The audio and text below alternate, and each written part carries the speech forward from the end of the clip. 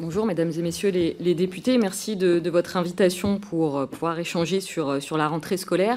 Rentrée scolaire qui, dans le second degré, s'est avérée particulièrement désastreuse du fait du manque de professeurs, mais aussi du manque d'autres personnels. L'enquête du SNES-FSU à la rentrée a montré que cette année encore, il n'y avait pas un professeur devant chaque classe à la rentrée, puisqu'il manquait au moins un professeur dans près de 55% des collèges et des lycées.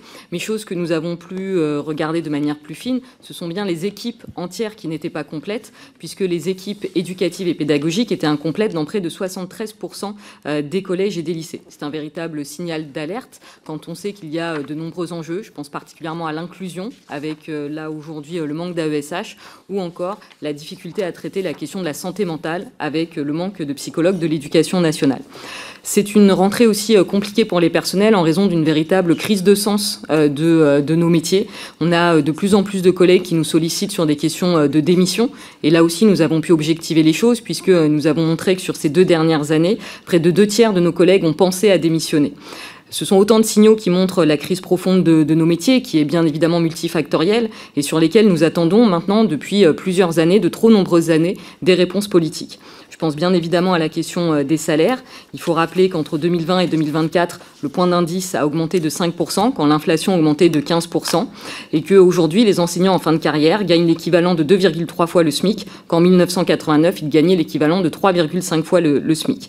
Nous attendons bien évidemment aussi des réponses sur la question des conditions de travail, et je voudrais ajouter, puisque vous avez parlé de la formation initiale, que pour le second degré, il nous semble que cette réforme est très loin de répondre aux enjeux d'attractivité, notamment puisqu'elle ne va pas permettre de renforcer les viviers d'étudiants qui pourraient être amenés à passer des concours et à enseigner ensuite dans le second degré. On a aussi les plus vives interrogations sur la solidité du bagage disciplinaire que des futurs enseignants. On sait que le second degré est structuré par les disciplines et aujourd'hui, avec un recrutement à Bac+3, nous avons les plus vives interrogations sur ce bagage disciplinaire qui peut aussi, s'il n'est pas suffisamment solide, être non pas un facteur d'attractivité, mais plutôt un repoussoir. Alors, je parlais de perte de sens qui pèse sur nos métiers. Il faut voir aussi comment nos collègues appréhendent la situation. Ils sont de plus en plus nombreux à nous dire que ce qui leur pèse, c'est la dégradation de l'école publique. Alors, ça veut dire que d'un côté, nos collègues sont extrêmement attachés, et c'est une bonne chose, à l'idéal de l'école publique qui consiste à accueillir tous les élèves sans distinction, à les faire grandir ensemble. Mais ça veut dire aussi que les différentes réformes qui ont été faites ces dernières années, sans jamais nous écouter, sans jamais les personnels, ont aussi entamé cette confiance envers l'institution et envers ce qu'est l'école publique.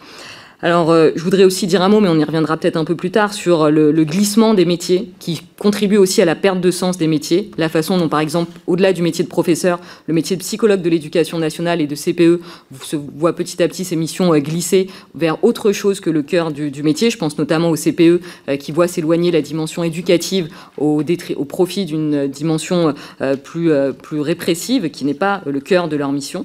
Et puis, puisqu'on parle de rentrée, je voudrais quand même évoquer un enjeu qui est particulièrement important, c'est l'enjeu du bâti scolaire. Aujourd'hui, nous avons fait notre rentrée dans un bâti scolaire qui est dans un état déplorable et qui ne permet pas aujourd'hui de faire une année de manière normale, notamment en faisant face aux épisodes de réchauffement climatique. Là aussi, nous avons objectivé les choses. Dans une enquête que nous avons menée, près de la moitié des établissements ont connu des températures inférieures à 18 degrés et 63% des établissements ont connu des températures supérieures à 30 degrés. Il est urgent de lancer un plan de rénovation thermique des établissements scolaires de l'ordre de 4 à 5 milliards d'euros par an. Enfin, je voudrais évoquer quelques mots sur le programme d'EVARS, qui est pour nous une avancée majeure. Nous avons défendu, porté, amélioré le programme d'EVARS. Il est un enjeu citoyen pour former les élèves de demain, pour former les citoyens de demain, pour avancer sur la question de l'égalité filles-garçons et, par exemple, de l'apprentissage de ce qu'est le consentement. Il nous faut aller plus loin et plus vite sur la question de la formation. Aujourd'hui, nous avons trop de collègues qui sont démunis face à la question de l'EVARS et il y aura bien évidemment la question du soutien de l'institution. Je voudrais dire un mot de la voie professionnelle, dire que là aussi les classes sont très chargées, qu'il manque des professeurs, près d'un professeur sur 2 dans les LP.